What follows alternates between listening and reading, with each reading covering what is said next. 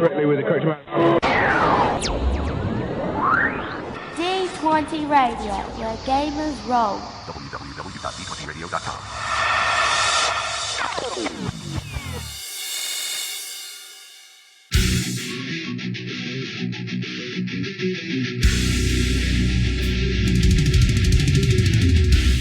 Welcome to Me and Steve Talk RPGs, a podcast where me and my friend Steve try and help you get the most out of your role-playing game experience.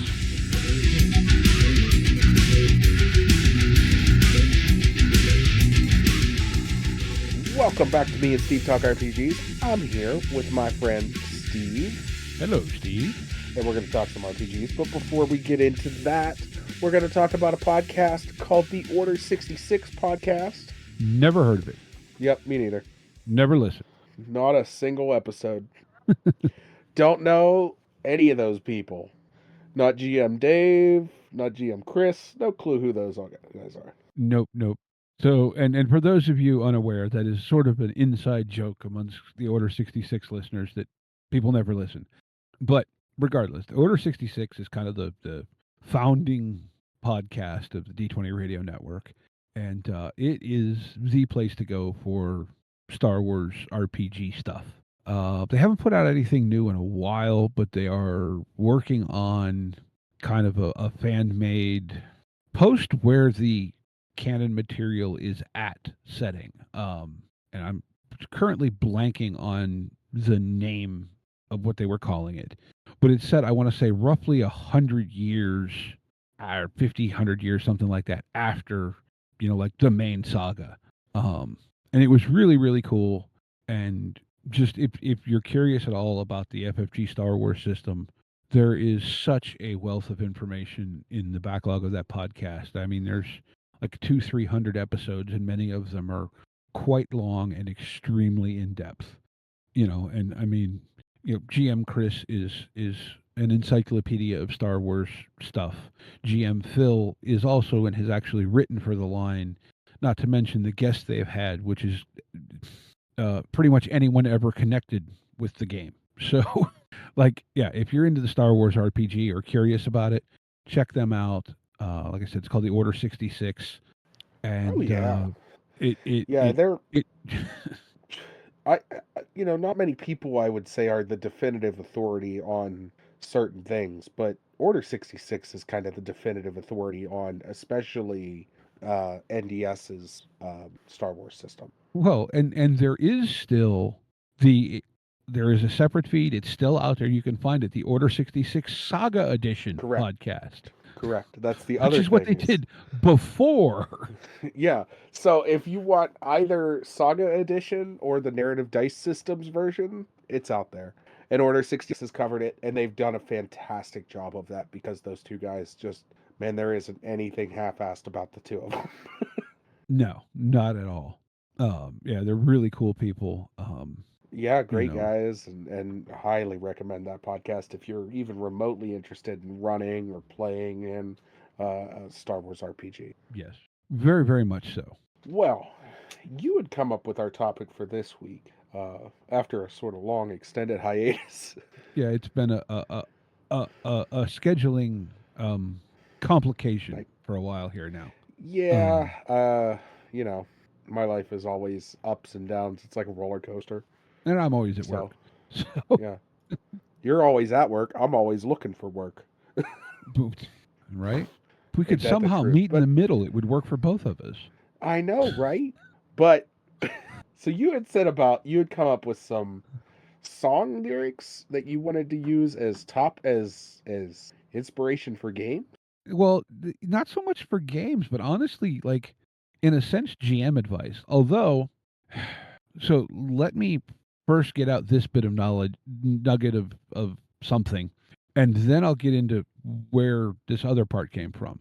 So the more I thought about it, I've often, heard a song and it makes me think of an idea and, on and on down the line, right? Start planning out some ideas for a game or whatever. And it got me to thinking that, right, especially I'm not a big pop music person. So, pop music may or may not be this way. I listen to a lot of classic rock, metal, progressive rock. That's the bulk of my listening. But really, most of these songs are stories in and of themselves. So, what are we doing when we GM? We're telling a story. So, Yeah, it yeah. really makes a whole lot more sense than you'd think on the surface that could be a good place to look for inspiration. And then, There's, go yeah. ahead. No, go ahead with your shot, with your thought. Um, and so from that to go back to where the actual last talk episode we had on, where I talked with our Ruby and Fire GM deck about this list of things that he made up about playing Exalted, wrote down, and so on. The kind of key point to his whole thing was that unexpected choices create the story. And somehow in my brain, that connects to, and this is where, if, or like I said, I was thinking about song lyrics that relate to playing games, not so much as inspiration for the story you're going to tell, but as to how you approach them. And the first one that came to mind, and I actually had to look up who wrote the song because if you've listened to classic rock radio, and Steve, being as you grew up where you grew up, this is a song that 102.5 WDVE that rocks. I'm sure DVE played the ever loving crap out of. That's 38 Specials, Hold On Loosely. Oh, yeah. But think of that main line to that song and how that so well applies to kind of an overall GMing philosophy. Hold on Okay. loosely, but don't let go. If you hang Yep. on too tightly, you're going to lose control. Yep. Yeah, huh. I mean, kind of. It fits really well because like if you're trying too hard and you're trying to corral your players, you're doing it. I mean, to each their own. And if your players like it that way, that's fine. But if you're trying to corral your players, you're doing it wrong. Just let them figure a direction. Let them make mistakes. Oh, I've been saying this for a little while now. Let your players make mistakes. It's okay.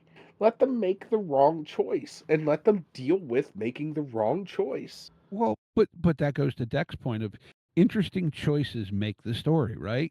It's not about there always being a right or a wrong answer.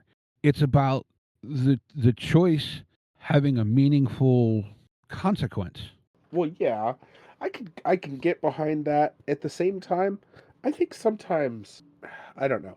While we do live and play in a world that is a lot of shades of gray, there is still black and white and right and wrong choices sometimes. You know what I mean? You still there? Did I lose you? Yeah. No, no, I'm here. Sorry, you weren't moving, and I was like, oh, I lost him. Oh, okay. But no, we still there are still right and wrong choices. Like if it's kind of like have you ever seen you've seen Army of Darkness, right? It's been a while, but yes. Okay.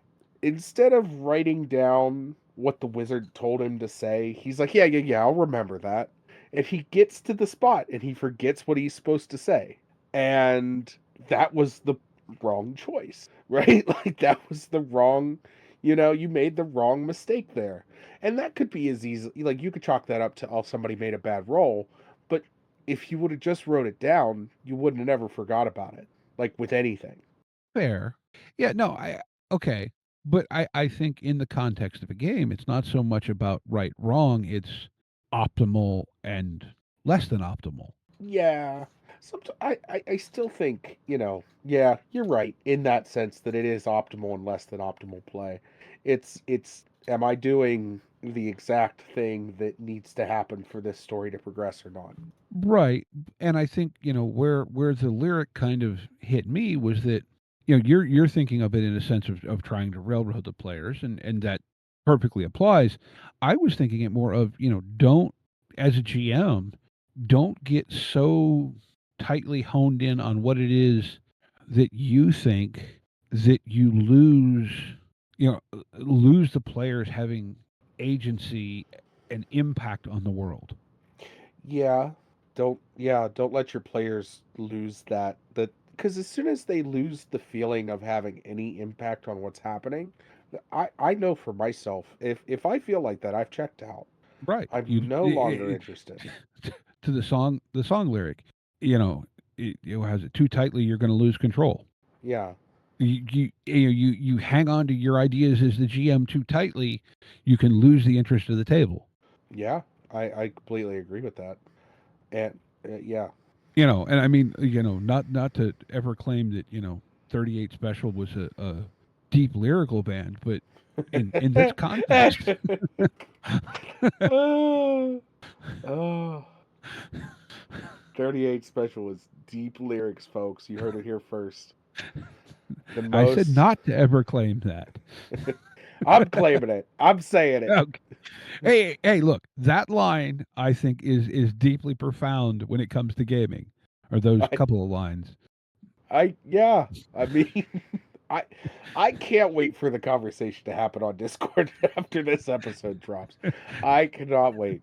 Um, ah, no, I think you're on the money there. I think you're in the right mindset. I agree with the idea. You just don't want to hold too tightly onto what you're like. Yeah. Um, I think even as a player, right? yeah. Don't get hyper focused on any one thing. You know what I mean? Kind of like experience the story and realize that you're on the ride, even if you know. In some ways, a good game is like riding a little red wagon down a hill. You're kind of Yeah. steering, but you're still kind of going where it wants to go. Yeah, you're steering, but you aren't stopping. Oh man, this is really kind of dating me, isn't it? 38 What? Special, little red wagons, radio I flyers. know. Oof. Oh, Oh man. Um so yeah, that was kind of what sort of kicked it off. And then like I listen to music a lot while I'm working sometimes. And so like I'll just sometimes, lyrics will catch me and I'll go, "Wow, that really applies to this thing." You get certain artists, if you get into some of the singer storyteller type stuff and that really doesn't, I'm not saying that as a genre so much as where that's more what they're doing, Eh, yeah, like some of Ray Wiley Hubbard's stuff could make for amazing game setting. oh, I am not kidding when I say I have a Delta Green game set in Florida around a snake farm because I've listened to Snake Farm too many times. A girl named Ramona. Yeah, she kind of looks Ah, like Tempest Storm. Ah, no, I'm not joking. I legitimately have this game in my list in my game folder of like I made this Delta Green game that I want to run for people at some point that is built around a snake farm because I was like, I really like this vibe. Like I really like how oh gross and yeah, slimy and yuck it is. He but even in the middle of the song he's like, yeah, yeah. Ugh, or however it goes. I can't do it like he can. But like that type of stuff, right? If you think about it, so many of his songs, it's just the story he's telling. And Oh yeah. like how does that not or how could you not take inspiration from, be it how they structure the song to kind of move the up and down. Think about that when you're running a game, right? Vary your Right. cadence, vary your tone of your voice, your manner of speaking, whatever, and Well, like I and said, yeah, there's major story-driven songs that I've like really pulled from. There's a song I gotta look up the band. It's called A Mariner's Revenge, and it's by the Decemberists, and it's the okay. Mariner's Revenge song, and it's all about this guy that goes on this long, drawn-out journey to get revenge on another guy, and it's this ship captain, and they end up in Hmm. the belly of a whale, and he kills the ship captain. Like it's dark and gritty and creepy, but it's the perfect like mood setting. And also if you're working on something like that where you're like, okay, I need a because we all I don't know all, but I've definitely done my fair share of maritime stories, Hmm. and they tend to go one of like two ways. You either go like swashbuckling pirates, or you go with something a little bit I don't know how to put it. Maybe just like they use the ship just to get from place to place, and it's Right. not necessarily a story about the ship. The ship is a Um vehicle, not really a part of anything. Correct. Whereas that is not necessarily even, it's just using the ship and the sailing as a backdrop for reason to tell this story. And I Mm-hmm. think that is deeply interesting. Mm-hmm. Yeah, well, and I mean, look, how many I don't even want to think of how many Iron Maiden songs you could use as inspiration, or Oh, like, I'm trying to think. They have that one, the video I saw, and I went, "Oh my gosh, this is an RPG adventure waiting to happen." And right now, I know I have it written down somewhere, but I can't think of what the song is. or, I mean, I like this band, but how many Rush songs? Like, how many 45-minute Rush songs can you listen to and turn into full campaign? Well, okay, Rush, because since you brought it up, my second song that I had in mind in this is a Rush song. Okay. But we'll get to that. But the thing, like Rush, because you had this whole Rush was kind of in that weird proggy, They you are know. such a diametrically opposed band to themselves sometimes. Well, they're There are just these songs. There are these songs that just come and go, and they're earworms, and you could listen to them a million times. And then there are these songs that are like tail ends of their albums that tell these vast, elaborate stories that I could not explain to you where they came from or whose brain they came out of. well. I know at least in periods, Neil Peart wrote a lot of the lyrics, Okay. which I find slightly odd, as Getty was the primary vocalist. Right. But maybe because Getty was already doing bass and keyboards, Neil wrote, went, Getty's a little oh, preoccupied. now, Getty Getty Lee is a little preoccupied with what's going on. here's the thing, too. And I was thinking about that. I had this conversation with someone at work. And I'm not going to say that the man hasn't gotten his accolades, but how does it feel to be Alex Lifeson? Because you're arguably the worst musician in your band. Mind you, that would still make you probably the best musician in 99% of other bands. Oh yeah. Yeah, yeah, yeah. I mean, because Neil and Getty are just so far up there, in some of, Neil's drum work and Oh, his timing. And I mean, like, Danny Carey's the only one that I would probably say is, I mean, well, maybe, maybe like a Vinnie Caliuta or somebody like that. But, like, he is in the absolute god level tier of rock drummers. oh yeah. Yeah, yeah, And Getty is just a yeah. Beast. amazing bass player. He's just a beast. Getty Lee is one of the like most amazing like oh And oh yeah, in addition to being an amazing bass player, he's also the lead singer and the keyboard player. yeah. Yeah, did we forget to mention that he's kind of preoccupied? Like he has a bass strapped around his neck while playing the keyboard and singing. Deal with it. Like Yeah. but I mean, and yeah, it's I don't know, man. Rush is just such an interesting case study Well, and I because their think, early stuff is so interesting and their later stuff is so bland. and some of their stuff gets so kind of philosophical. Yes. And so, all right, I'll hit you with my second one. Okay. Which I only came with two in mind. So, but it's a line from Force 10, or a couple of lines from Force 10. Okay. And it's like, I think at the maybe the chorus, it's look into the eye of the storm, look out to the force without form, and then look around. And then later in the chorus or whatever, it's look in, look out, look around. And I thought about that and I went, gosh, when you're telling a story, take a moment to look at it from those kind of three perspectives. Look Right. into the core of the story and what's happening right there. Look out from inside the situation, and then what's happening around the situation. Oh yeah. Oh yeah.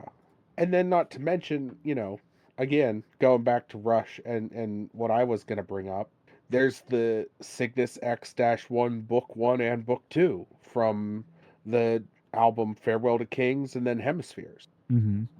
And that's just a whole story. It's a whole story that you could listen to. and be like, okay, I want to draw inspiration from this because this is a really cool, like, sci-fi, fantasy, weird 70s story. Mm-hmm. There's something uh, we lost in art a while, along the way, because there was something about those, like, 70s fantasy sci-fi, like pulp stories along those lines that I just don't know where it went. Well, but like I think too, okay, Zeppelin were big Tolkien fans, Yeah, that's a lot of it and too. There's a lot of remember people at that were that point huge Tolkien Tolkien wasn't that fans. classic then. No, no, Tolkien was a pulp novel. Yeah, what at the time? When did those books come out? Did they come out in the 50s or in the 60s I I think they came out. or even later? I Hold on. don't remember off the top of my head. No, it was. Hold on. Because there's that Zeppelin line about in the darkest depths of Mordor, blah blah blah blah blah, Golem and the Evil One, and 54. okay, 54. The original Lord of the Rings was published. so they were only what 20 years old when Zeppelin was putting them out, Yeah, putting yeah. I in the and I mean, they were a super popular book series, but I would imagine, and I wasn't around in this time, but I would imagine it was a book series for nerds, kind of like how it is now. Like, like well, I yeah, would it imagine wasn't. it wasn't the mainstream, super accepted thing that it is today. Well, it It's wasn't kind of the like the icon that Dune. it is now. Well, it's kind of like the Dune novels, Yeah, or any of the sci-fi that was coming out around that time. Any of the yeah. science fiction stories, the Philip K. Dick pulp fiction stuff, your Isaac Asimovs, your, like, what year did Neuromancer come out? I don't remember. I know it was like the 70s or 80s. I would say late 70s, early 80s off the top of my head. Um, 84. 84. So early 80s. So Neuromancer came a little later, but I think after Neuromancer we see a change in how sci-fi's. yeah, but I think like, well, too, right? I think there's. I wonder if some of it is the rise in recorded media and in not in its written form. If you think about it, and this is a conversation I've been hearing. There's a podcast I listen to quite a bit called Life with Strings Attached, which is Okay. it's largely centered around guitar building in a way, but music and whatever. And the guy that hosts that podcast has this thing because you know we've all seen it. We've heard talk about how the music industry is changing and because of digital distribution and everything. And his kind of contention is that the music industry, as it was known, when I was growing up, probably, up until say the last 10 years, maybe 15, was Right. never really about the music. And you hear that and you're like, what do you mean? And his argument is it was about the technology. Right. It was Right. about, it was, like, it's kind of like Ryan Dancy talked about network, excuse me, network externality as far as why the OGL was so important to 3X D&D. Hmm. And that, you know, it's a thing like a telephone that gains value based on how many people have it. And so the music industry was basically built on, well, I'm going to make a record of music that you can't hear because this guy lives in Memphis and you live in New York, but you can't play the record without also buying a record player. You know what I mean? And so now that chain of distribution and all that technology doesn't have to be there. And so that's what's really changing that industry. And so I don't know, like I wonder if that has something to do though with because you know how like when you read a book and then you see the movie adaptation of it, it's never the same. No, it never is.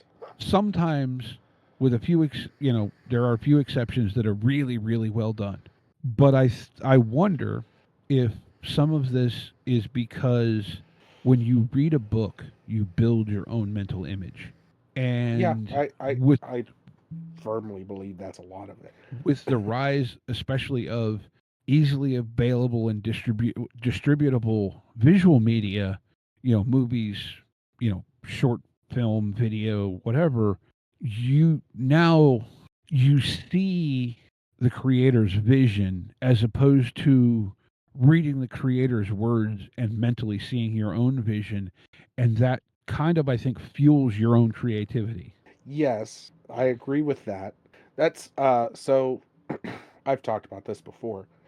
Dungeon Crawler Carl, right? We've talked a little bit about DCC. It's a really fantastic book series. I Mm-hmm. highly recommend it for anybody who's into RPGs, because they say it's a literary RPG story. It is very much so. But they're making a TV show, and everybody is worried that the TV show is not going to be able to hold up to what the book is. Well, the book's not. I mean, it's a very descriptive book, and they do a very good job of describing each character and describing the settings and the areas, but it's not descriptive on a level of like an Asimov story, right? Mm-hmm. um like Asimov would tell you the color of the floor along with the color of, you know, this tile is green, that tile is purple, the other tile is red, and none of this has actual weight in when it comes to the story other than telling you what the color of the tiles on the floor are. Mm-hmm. Whereas Dungeon Crawler Carl does sort of like you were talking about, leaving that open to the imagination, leaving you draw the mental image in your head. And I think that's where a lot of like books to movies do fail, is because we have this image in our head. When I read Harry Potter the first time, I did not imagine it to look like that movie series. Mm-hmm. And when it came out looking like the movie series, I was like, well, this isn't what I wanted. Mm-hmm. And Yeah. I mean, Go ahead. there's very few books to movies that have carried over well. Well, and I'm not saying that in a bad way. There's a lot that have changed that have made it better. There's a lot that have changed that have made it worse. But it's just interesting. Yeah, Oh, but I wonder sorry. if the rise of, we'll call it television and film, and it being so much more ubiquitous and accessible has changed that populist creativity. I don't know if that's the right term, but you know what I mean? Like the creativity of the general public. Right. I just the, but I mean, yeah, like it's like you said, Rush is a fantastic one for stuff to like, and I'm drawing a blank on which song it's from, but the line, if you choose not to decide, you still have made a choice. How many times can you apply that at the gaming table? I think that's Limelight, isn't it? It might be Limelight. That sounds, mm, no, Free Will. Free Will. That's the book, or that's the song. Yeah. Um, but yeah, Man, I Rush mean, has like, so many good oh songs. my gosh. And like, okay, we're tangenting a little bit, but I it's don't. okay because it's our podcast. I Uh, don't. like the other thing that I think about, man, when you listen to Rush and you realize how much of that was recorded and tracked in the free digital era, Oh yeah. and the engineering and the work that had to go in to make those records. I don't mean this as a dig to anybody who's an audio engineer now, because you have skills that I don't have, but you can't tell me that being an audio engineer back then was not being an actual like engineer. It it is different. It You know what I is. mean? It's very It's different. Now it's a yeah. lot of finding the right plug in and using computer skills. Back then it was literally, how am I going to use this patch cable to make that sound? It's the patch cable. It's putting the mic in the right spot. It's going, no, we need to set up in this corner of the room, or we need to set up in that room, or I saw, oh, this just kicked an image into my head. Somebody was in the echo chamber, the literal echo chamber where the Beatles recorded a lot of their songs. And mm-hmm, it's a big empty room with granite columns because they echo properly. mm-hmm, Like just arranged around in a room to make it nice and hollow and echoey. mm-hmm. You don't do that nowadays. You put somebody in a quiet booth and then you add echo to them in the system afterwards. Well, for the most part, although there's a Nile record from, well, close to 20 years ago now, probably, where there's an acoustic track on that record that was recorded in these natural salt caverns that are like below or near the studio, and it's wild. The because they actually recorded it on like a catgut guitar, and all the verb on it is the natural room reverb of this cavern where they recorded Ugh. it. Ugh. It's just gross. It's just gross. It's so nice. It's such a different. It's so weird. It's like we live in two different worlds. Like I don't know how else to put it. Well, it's technology is a blessing and a curse, right? Because look, we couldn't do what we're doing right now No, no, we when could not. I was in college. I mean, But yes, that was 30 years ago or thereabouts, but so it has enabled a lot, but I don't know. I think, and this is maybe another rabbit hole to dive down, but I think it can apply to gaming, right? Like we always talk about how good is this system, how good is that system, the tools and using them. right. And I've been kind of falling down a woodworking rabbit hole of late. And No, Steve, don't fall down that one. That one oh, leads to expensive hobbies. oh, gee, like yeah, I don't have that problem already. Um, but there's this thing of do you need the greatest version of the tool and the blah blah blah. And I kind of was thinking about it, and I wonder if I'm inaccurate to think of tools, and this could really apply to anything, be it gaming, whatever. They're an amplifier of your skill. And I don't mean that to say that they take your skill and make it better. I mean, they take your skill level and they make it maybe more apparent in some cases. Right. And so in saying that, and this probably doesn't apply to gaming tools, but like for example, I'm not that skilled at woodworking at this point. I could probably, once it's functional, you can hand me a cheap plane or a really expensive plane, and it's not going to make a big difference in how smooth I get the board. But if you put those same tools in the hand of someone who has years and years of skill, they can, their skill, well, yes, they can probably get a better result with the cheap tool than I can. They can get an astounding result with that really nice tool. And so I guess in a sense, what I'm saying is maybe don't fall into the trap of thinking, well, I need this game or this tool or this thing to make me a better GM, but instead work on your craft and use those tools to accentuate what you're doing. it's And as your skill grows, you'll use those tools more fully. it's like anything. It's all about the fundamentals. Once you have strong, steady fundamentals, everything else falls in. Once no matter what system you're running, no matter what tools you're handed, as long as you know how to use a plane properly, you can be handed almost any plane and make it work. Mm-hmm. But it's a matter of learning how to use a plane properly. It's a matter of learning how to use the tools at hand, no matter what tool set you're handed, and just understand the fundamentals of that tool. It's the difference between, when I first started out in this hobby, I was terrified of other games because I didn't know how different they would be from D&D, and I didn't know how different this rule set's going to be. And as soon as you start looking at stuff, you go, "Oh, this is very similar. The only difference is this, and this." When you start It's the shape comparing, of the rock you roll. exactly.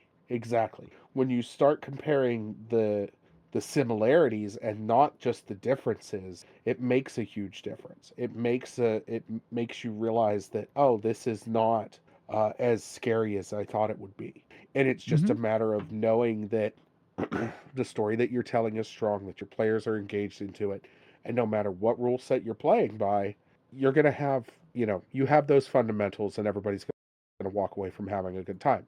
Now, whether you played that game technically accurate or not is completely between you and that game's rule set, and that is on your business. And I want to transition from that. Actually, I had a thought. The internet was in an uproar a little while back because, Brennan Lee Mulligan is running the newest edition of Critical Role. Right. And he allowed a situation where dice should have been rolled. I argue that dice probably should have been rolled, but he let a player character just talk their way through a situation instead of rolling dice. And everybody on the internet's like, I can't believe he let them do this. And I was like, I would do that at a table.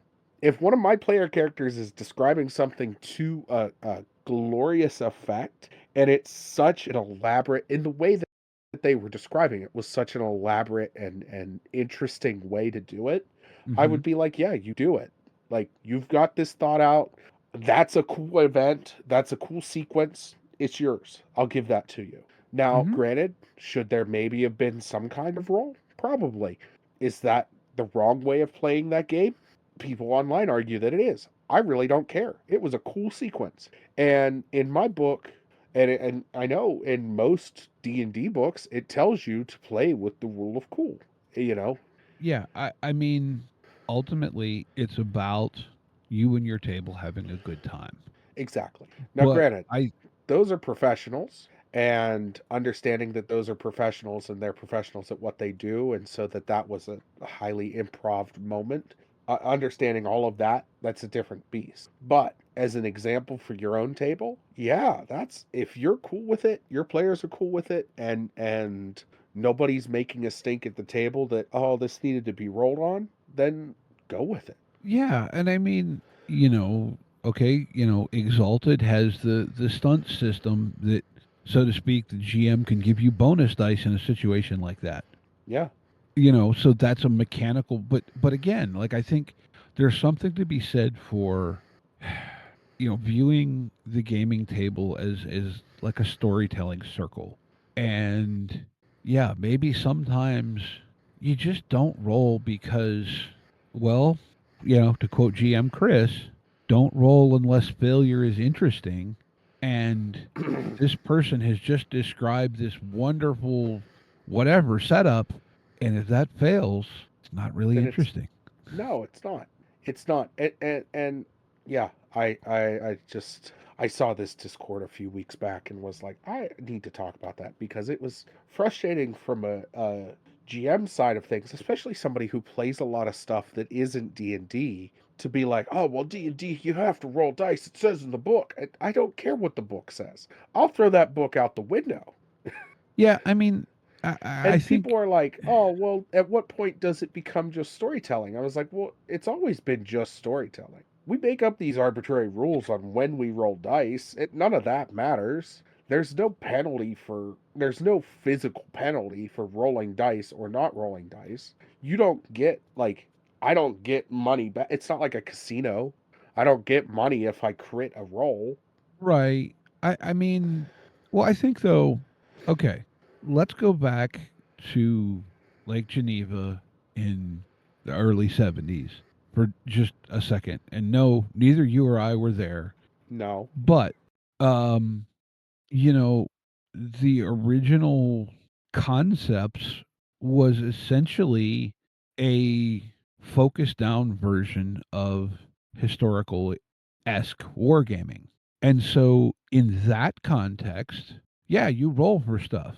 But I think the games, the hobby, the execution of it has evolved to that's not what this is anymore. At least not for most of us. I completely agree. And I think if you're looking for that type of game, it exists out there for you, and you are very welcome to play that. But I think at this point, a lot of role playing is just narrative, and rolling dice is fun. Rolling dice adds tension, but I don't know.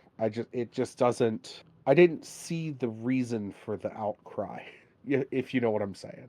And it Well, could I just be mean, the internet being the internet and overreacting to something that, you know, doesn't necessarily need to be overreacted to. That happens. It's the internet overreacting to something that happens at private tables every day of the week. But at the same time, I just still don't see the reason for the outcry because it happens at private tables every day of the week. if I'm sitting down with my friends and my buddy tells me this huge diatribe of things that he's doing, I'm not going to interrupt him and be like, all right, roll me this dice, roll me that die, roll me this die, roll me that die. I'm going to let him keep talking. And if I really want him to roll something afterwards, I'm going to be like, okay, give me this roll. And, you know, the consequences aren't necessarily going to contradict exactly what he said. It might be, something slightly different than what was said. Yeah.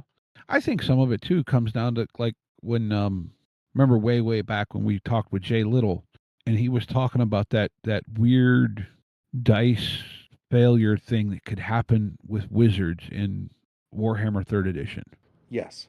And how he said, yes, they were aware that it could happen, but he said the thing that they didn't kind of factor in, if you will, is that, well, yes, they knew there was a whatever the number was percent chance that this could happen, that in the sample size of the real world or the consumer world of people playing the games, that happens a lot because your sample size is so it's not a sample size anymore. Right. Yeah, it's you're no And because we'll call it a spectacular occurrence, it gets amplified by the existence of the internet and people going, "Oh, this happened." Like because we've talked about music a lot this week, the Gibsons breaking their headstocks. Gibsons have always broke their headstocks. They do, but not as much as the internet memes would have you believe. Well, yeah. Yeah, that's also true. The internet does take things and tend to run with them. And yeah, you got a Gibson with a broken headstock. I got a Look, Greenie has a broken headstock yeah. multiple times. The infamous Greenie that now is in the possession of Kirk Hammett.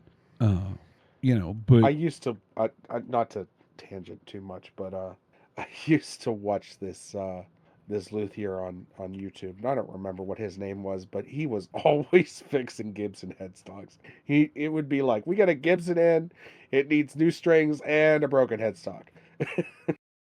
I mean, some of it is it.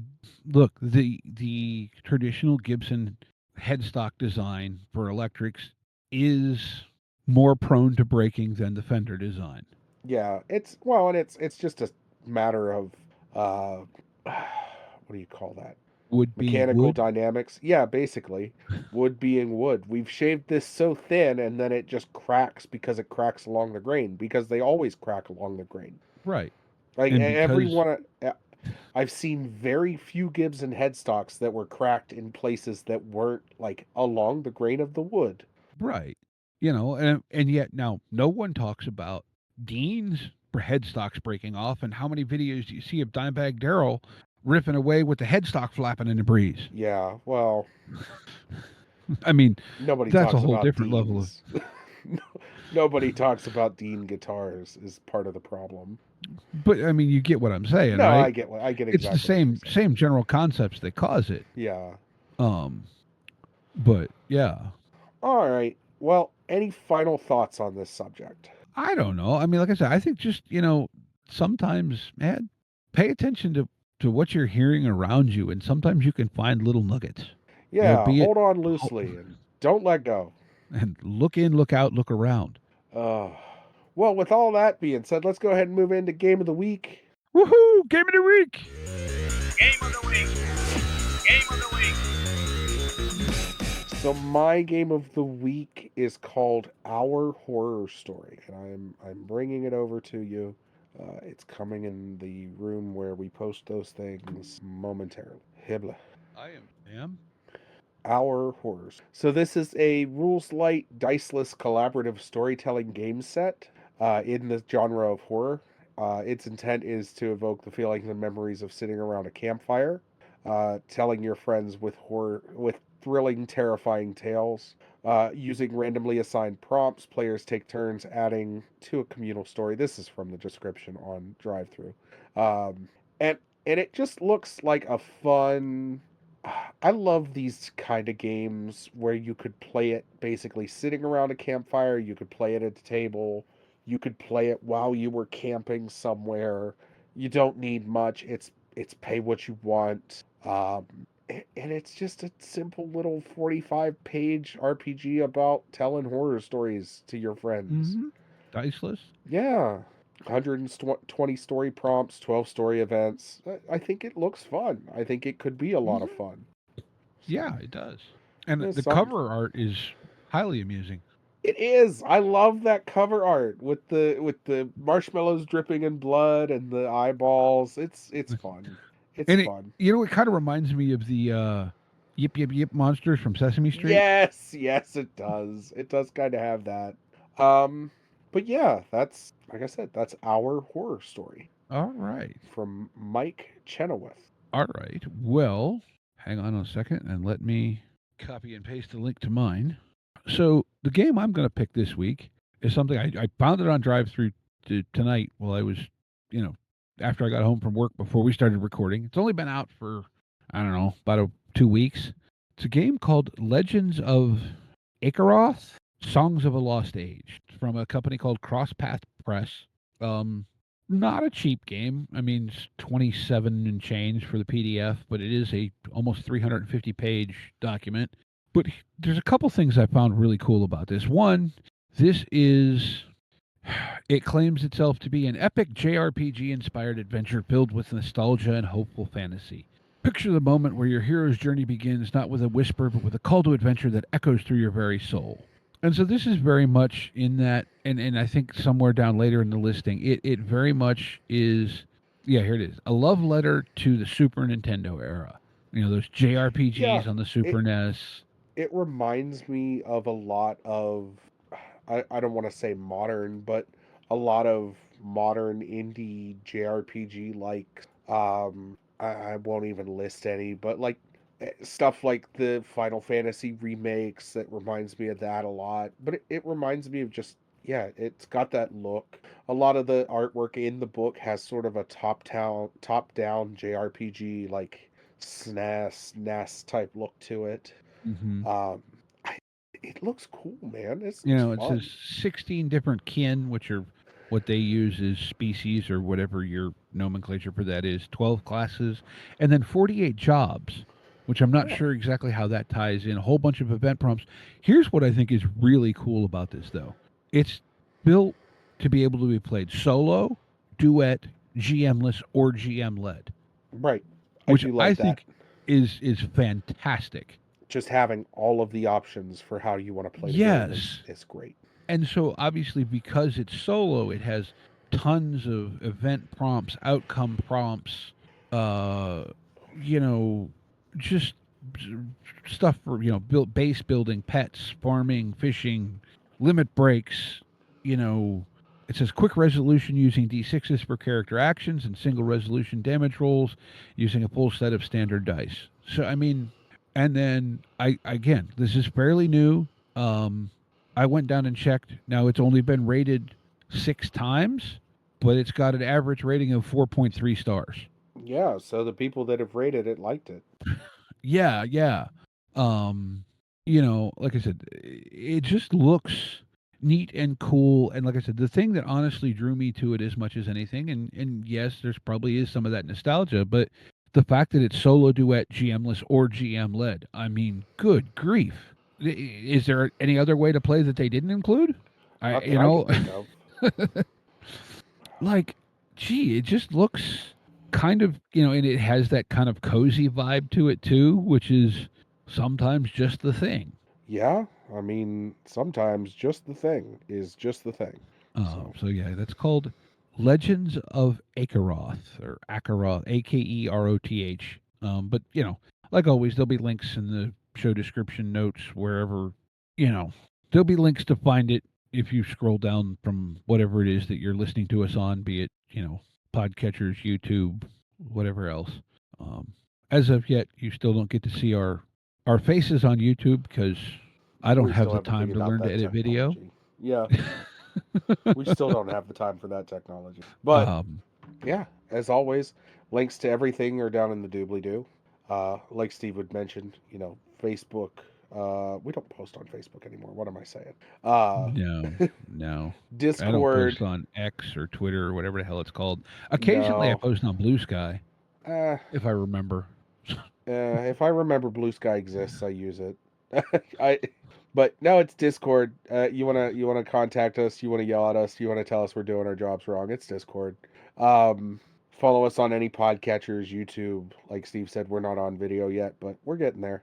I don't know that we'll ever get there, but anyways, as always, we want to remind everyone to be kind to one another and get out there and play some RPGs. Yep. Take care, y'all.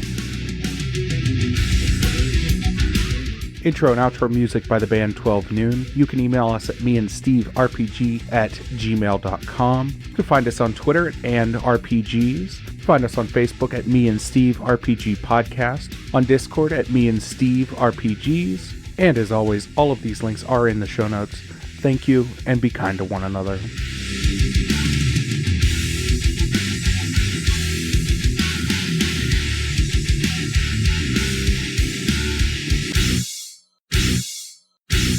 How much for the cigar? Cigar, $20, dog. You gotta go down the street to the store and buy that.